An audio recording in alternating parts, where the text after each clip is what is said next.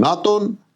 մեր տարածաշրջանում ունի մի գերխնդիր՝ Բաքու-Ջեյխան նավթամուղի պաշտպանությունը։ Ուրիշ ոչինչ իրենց այդ տարածաշրջանում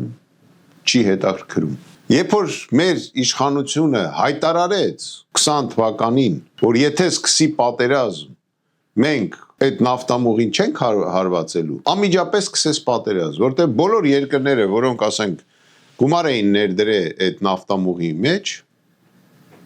ուղղակի թույլ տվեցին Ադրբեջանին, ստացան գառանտիա մեր իշխանությունից եւ ադրբեջանցիները հարձակվեցին Հայաստանի վրա։ Միշտ այդ նավթամուղն է հետաքրություն առաջացրել ՆԱՏՕ-ին։ Իրենք միայն ու միայն դրա համար են գալի։ Իրենք գալիս են տեսնեն մենք էլի կարանք վտանգ սպառնանք, թե չէ։ Դրա համար եկան մեր իշխանություններին, այսպես ասեմ, կուտ տվեցին, եկեք քաղաքացիական վերահսկողություն մտցնենք բանակում։ Ի վերջո այսօրվա դրությամբ Պաշտպանության նախարարության ղեկավարությունը 99%-ով քաղաքացիականներ են։ Ինչ եղավ, բանակը թուլացավ,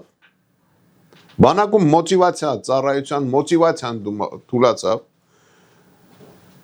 հասկանում եք, փաստացի ստացվում է այդպես, որ զինվորականը